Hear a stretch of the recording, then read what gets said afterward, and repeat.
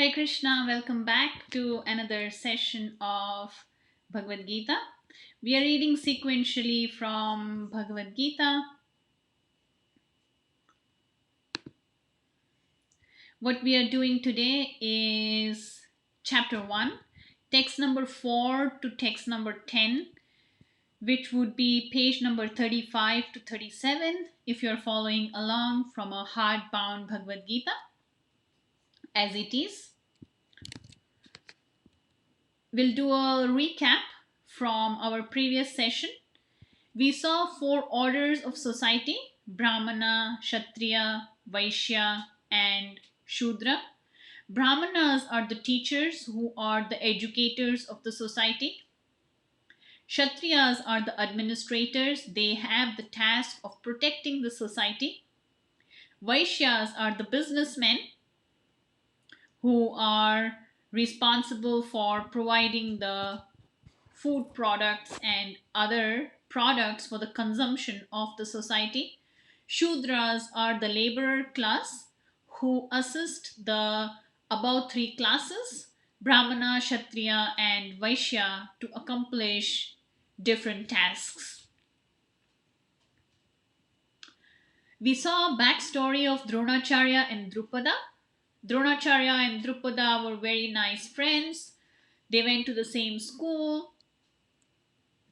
Drupada was the son of a king and he was to become the king, and he promised Dronacharya that he would give him part of his kingdom since Dronacharya was from a very poor family. When they grew up, Drupada became the king. Dronacharya went to remind his friend Drupada of his promise. Drupada declined to make any such promise.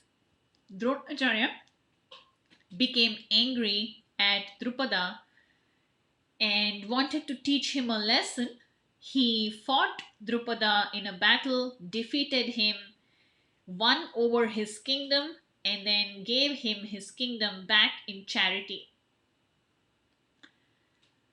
Drupada wanted to take revenge from Dronacharya, and he did a big fire sacrifice to get a son who would kill Dronacharya. And the name of that son, which came as a product of that yajna, was Drishtadyumna. We saw the liberal nature of a Brahmana. The Brahmana is Dronacharya. Although knowing Drishtadyumna would kill him, Drishtadyumna went to the same school where Dronacharya was a teacher, and the liberal Brahmana Dronacharya taught the art of military warfare to Drishtadyumna. Back to the scene where we are in chapter 1 with Duryodhana. Duryodhana is talking to his teacher Dronacharya, and he's saying, Dronacharya, you made a mistake by teaching Drishtadyumna, because now he's standing right in front of you to kill you. Now I'm warning you that don't make more mistakes and don't be liberal to Pandavas, who were very affectionate students also of Dronacharya. So that's where we are in the storyline. Duryodhana is talking to his teacher Dronacharya. We'll move on and see what else happens on the scene. Agenda for today is we'll see Duryodhana's comparison. Duryodhana is looking at the strength of his army, and Duryodhana points out to grandfather Bhishma, the general of his army. We'll start with prayers. Om Ajnanatimmirandhasya Jnananjana Shalakaya Chakshurunmilitam Yena Tasmai Shri Guruve Namaha. I offer my respectful obeisances unto my spiritual master, who, with the torchlight of knowledge, has opened my eyes which were blinded by the darkness of ignorance. Hare Krishna, Krishna Krishna, Hare Hare, Hare Rama, Rama Rama, Hare Hare. My dear Lord and the spiritual energy of the Lord, kindly engage me in your service. I am now embarrassed with this material service. Please engage me in your service. Duryodhana's comparison. Duryodhana is looking at the opposite army, and text number 4, 5, and 6, he is pointing to the strength of the opposite army. He's taking the names of all the warriors who are standing on the opposite side of the army. He's comparing their strength with Bhima and Arjuna. He knew the strength of Bhima and Arjuna, and he was always fearful of Bhima and Arjuna because he knew if there was someone who can kill him, that was Bhima. So that was the fear of Duryodhana. And when in anxiety, our weakness comes out. So Duryodhana always had the fear that if there was somebody who could kill him, that was Bhima. And this was a moment where Duryodhana's weakness is showing up.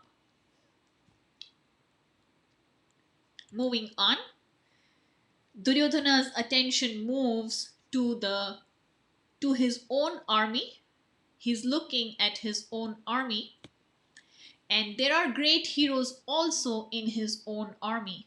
And Duryodhana is saying, look at these great heroes who are ready to lay down their lives for me. So text number 7 and text number 8, he is pointing to different people that are in his army and they are ready to lay down their lives for him, which means they are sure to die, and which also indicates that Duryodhana will lose the war. It's indirectly he's pointing to what's coming up. Also, when in anxiety, we take shelter of our possessions. So, as we see in Duryodhana's example, he is in a moment which is a very difficult moment. He is to fight a war with so many cousins, different people standing on this side, different great warriors standing on that side, and the war is about to begin. And he is in great anxiety. And what is happening? His weakness shows up and he takes shelter of his possessions. So when we are faced with a circumstance like that, we can observe these symptoms in ourselves also. Grandfather Bhishma, the general of Duryodhana's army. The next scene is Duryodhana's army was headed by his great grandfather Bhishma. If we look at Bhishma's history, he was a very great warrior. He was the most experienced warrior on the battlefield. He had won many, many, many wars, and he had a very special boon. His boon was he would die only when he wants to die, which means nobody could kill him.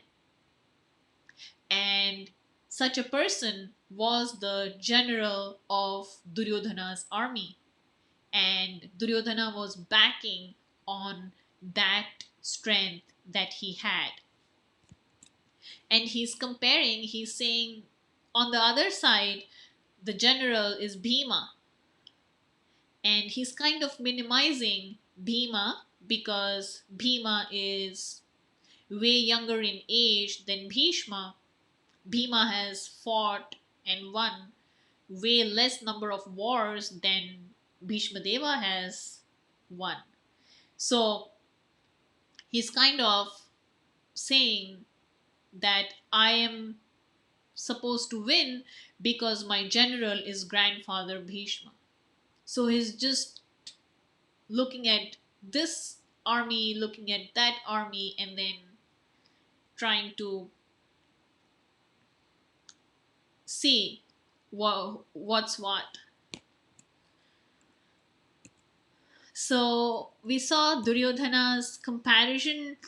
He listed the people who are on the opposite side. He looked at his own army and he's saying, I will win because Bhishma Deva is in my side, who is a great general. So that's what we have today. And here is something, or application point from the Bhagavad Gita, mantra meditation. Bhagavad Gita recommends meditation on the mantra. The mantra is Hare Krishna, Krishna Krishna, Hare Hare, Hare Rama, Rama Rama, Hare Hare. So this mantra is recommended to be chanted every day. At least take some time in your day and chant this mantra. What happens by chanting of this mantra is we can connect with the super soul. We elevate our consciousness. It brings in peace and tranquility. And what we are offering is we can do a one-on-one session. This would be a 10-minute session.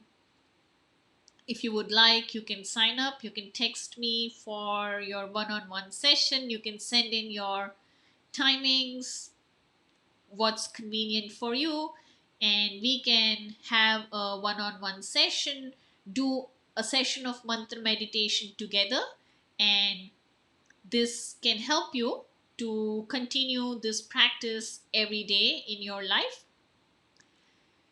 And you could also text me if you are willing to have the session on Zoom or a conference call, or you can choose your time and you can choose whatever app is convenient for you and you have, and we'll do a one-on-one session. Hopefully it will help us to continue this practice and make it a habit in our own life. If you have any questions, please feel free to send me via a text.